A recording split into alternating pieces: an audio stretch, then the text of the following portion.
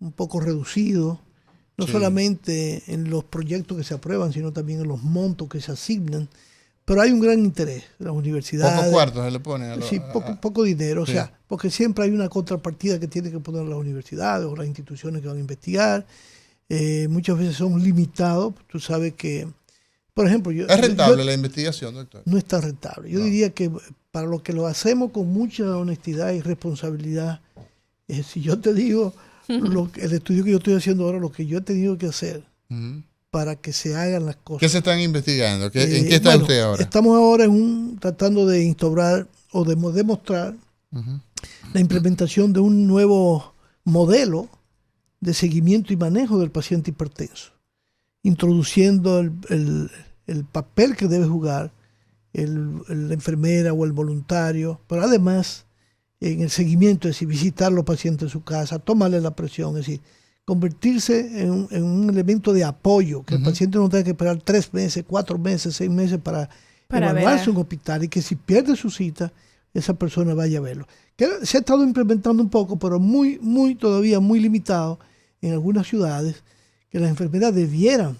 pero tú no puedes tener una enfermera en una clínica de atención primaria que también tenga que visitar la población. No, para eso aquí hay una estrategia que se ha creado, por ejemplo, España, donde yo pondero tanto el sistema español, sanitario de España, porque la verdad es que tiene, por ejemplo, promotores de salud.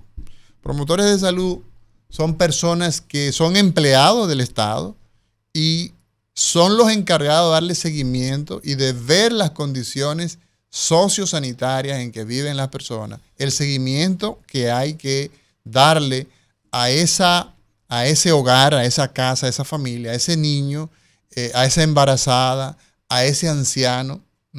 O sea, y todo esto entonces permite esa relación de prevenir, de buscar sobre todo la estrategia de prevenir la enfermedad.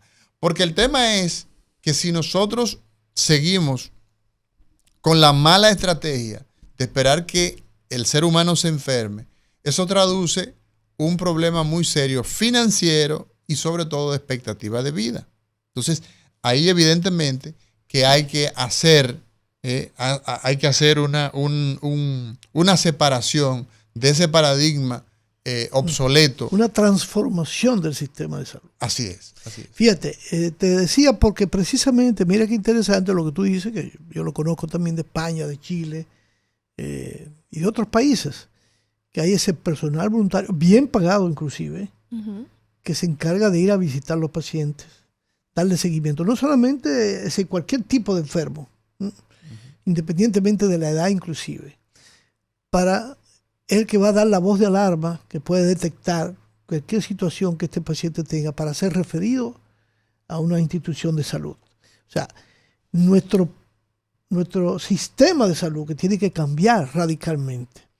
Y eso uno lo vive y lo sufre.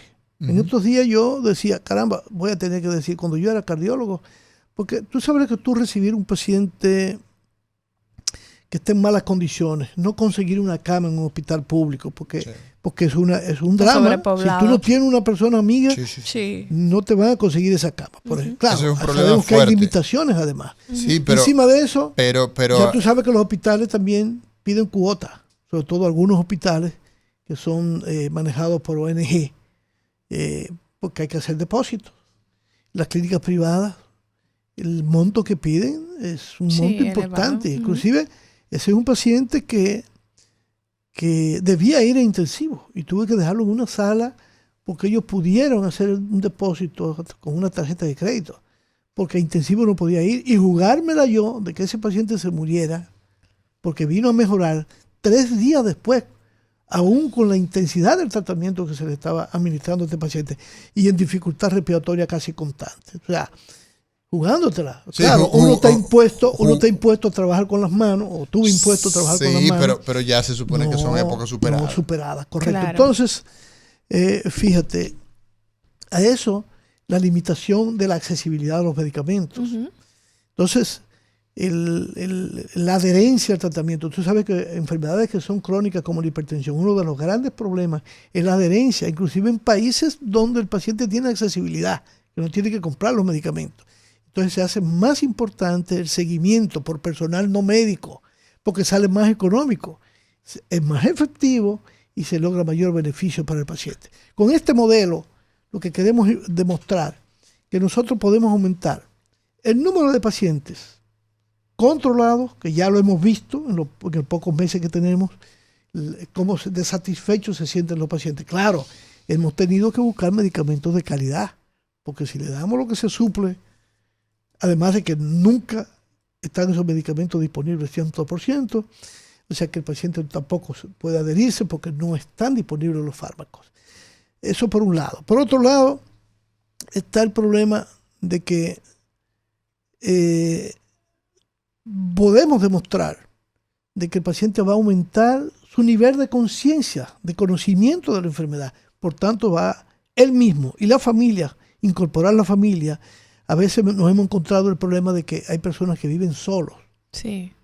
O que vive con el esposo, por ejemplo, pero el esposo está discapacitado. Entonces, esa persona es la que tiene que manejarse a sí mismo, con un problema serio además de seguridad alimentaria. Pero no es seguridad alimentaria por la calidad, sino por la poca accesibilidad a comer proteína y una serie de cosas. Es un drama. Sí, sí. Es un drama que los ¿Dónde se está llevando a cabo esta investigación? Nosotros estamos yendo en San José de Ocoa. Yo quise llevarla a mi pueblo como una forma de conocer cuál era la realidad, y en La Romana.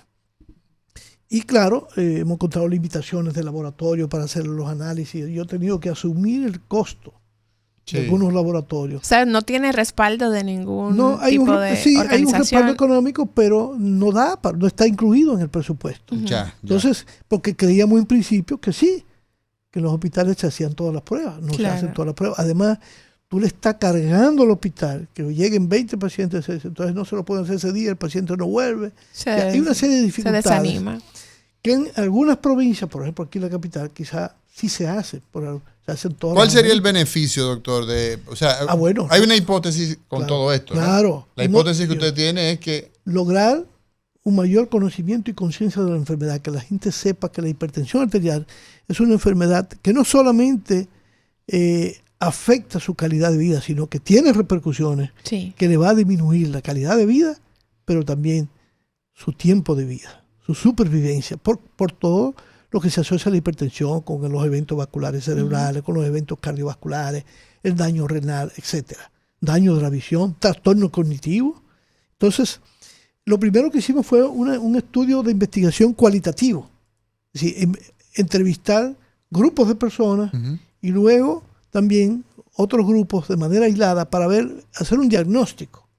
Y eso está para una publicación en una revista muy importante internacional. No ha salido todavía, pero se está revisando. Ya eso se envió como punto de partida de conocimiento del protocolo y de ese estudio cualitativo.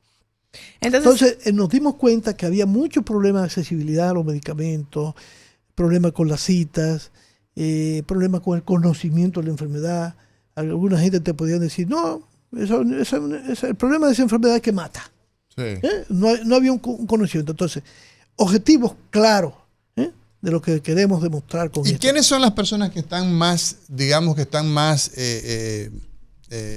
oscuros? ¿Es el personal de salud?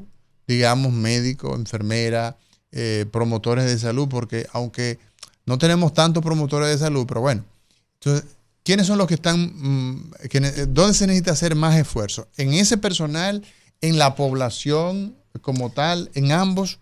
¿Cuál es la situación? Yo creo que va hacia todos los lados. Hacia todos los lados, porque en primer lugar la población. En primer lugar la población, que es la que tiene falta de conciencia, tiene falta de accesibilidad a los medicamentos, no lo puede comprar. No solamente que no lo tiene, sino que no lo puede comprar. A eso se agrega que el personal de salud, yo creo que está bastante orientado. Las mismas enfermeras, mira, son héroes. A veces se quitan su propia medicina para darse a los pacientes. Eso yo lo he vivido. Ellas son hipertensas y de su medicina les dan a los pacientes. Entonces, claro, hay que aumentar el nivel de conciencia y darle la posibilidad de que puedan hacer ese trabajo con voluntarios, con enfermeras, incorporar a los familiares en aquellos casos que se pueda, porque de eso va a depender una alimentación también más o menos aceptable para la condición de salud que tiene el paciente, que tiene que consumir menos sal, por ejemplo, menos grasa.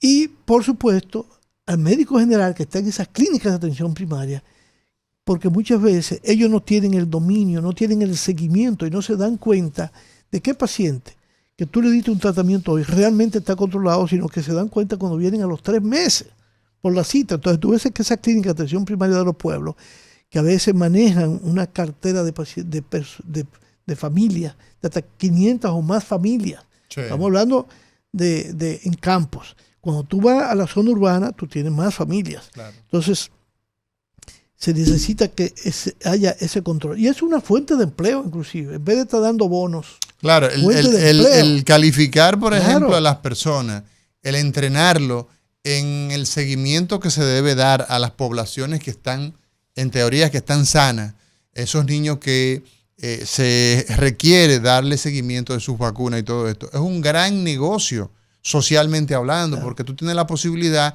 Cuando se hace una intervención en una persona enferma, usted tiene que gastar hasta el 300%, entre el 300 y el 500% de lo que costaría si previene las enfermedades. Entonces, este es un buen negocio. Sí. Esto es importantísimo porque tenemos varios objetivos, finalmente, ¿verdad? Aumentar el nivel de conciencia de la población, porque lo vamos a evaluar, cómo ellos ahora interpretan la pregunta que le vamos a hacer, de nuevo, al final. 1, 2, aumentar el control de la hipertensión, es decir, llegar a lo que tiene España, lo que tiene Canadá, lo que tiene Japón, lo que tiene Corea del Sur. 70%, yo creo que lo tengo ahora mismo. 70%. Claro, eso hay que mantenerlo. Quizás más. Quizás pacientes muy hipertensos que nunca se habían controlado. Pero en la población que están en estudio. Que están en estudio. Que esperamos que eso se pueda. ¿Y qué tiempo lleva el estudio, doctor? Tenemos ahora mismo unos 6 meses de reclutando pacientes. Se espera que el objetivo es llegar a ¿cuántos pacientes? En Ocoa yo escogí una muestra de 200 100 en la Romana. 100 en la Romana. Porque 300 pacientes. Sí, porque yo dije, no, yo voy a hacer esto en la población urbana y también en la población rural. Escogí una población rural que ya es ¿En qué pueblo? Yo hice parte de mi pasantía en Sabana Larga. Bueno, estamos haciendo en Rancho Arriba. En Rancho Arriba, eso es lejos, doctor. Sí, pero no. ¿Y usted llega por ahí en helicóptero? Sí. No, hasta por la carretera difícil que hay. Sí. Pero ha sido un entusiasmo. Pero mira qué interesante. Muy entusiasmo. Qué interesante el hecho de que estamos haciendo investigación en la enfermedad número 1 a nivel mundial. Si existe una enfermedad que produce enfermedades 1.2 billones y muertes, estamos hablando de la hipertensión arterial, de la enfermedad cardiovascular, y en ella la hipertensión es el principal factor de riesgo. Qué bueno que estamos investigando de esa enfermedad y hoy vamos a estar hablando de hipertensión. Un momentito, Mauricio, antes de dar la pausa. Fíjate, entonces, lograr un mayor número de controlados. Ese es objetivo número 1. 2, aumentar la adherencia, es decir, que la gente se está registrando, tienen que traer los fármacos, lo que le queda para contarlo. Eso no quiere decir que no te engañan. Si te engañan, se va a demostrar porque entonces la presión no está controlada. El control, exacto. Eso, claro, la enfermera va a visitarlo y se va a dar cuenta si en realidad, déjeme ver la pastilla que tiene. Siempre es muy difícil que haya un 100%. Pero bueno, si tenemos un 70% de control. Un 90% de uso, 95% del uso de medicamentos, sería extraordinario. Vamos a ver qué pasa. Exacto. Y si eso se traduce en un control alto así, mejoría, eso evidentemente que vamos a tener mejores condiciones generales. A esto tú le agregas que se le hace un cálculo de riesgo cardiovascular. ¿Qué va a pasar al año? ¿Qué tanto porcentaje de reducción de riesgo cardiovascular hubo en esos pacientes, de manera individual y de manera colectiva o global? Doctor, entonces, una pregunta. Una importancia capital. Si se demuestra que eso funciona, ¿qué es lo que tenemos que hacer? Mostrarles a las autoridades para que eso se implemente. Recuérdese Ese estudio se va a comparar, antes de que se nos vaya la idea, se va a comparar. Colombia y nosotros estamos trabajando. Ya Colombia tiene bastante experiencia, pero tiene las mismas limitaciones. Lo vamos a comparar con España y Chile. Okay. Entonces, cuando comparemos los resultados, vamos a ver qué tanto nos hemos acercado a lo que ellos han logrado ya. Fíjate qué trascendencia tiene esto. Entonces, por ahí vienen unas nuevas elecciones. Entonces, eso sería interesantísimo que si se demuestra, que ya está demostrado en otros países, que se puede incorporar en la política de salud.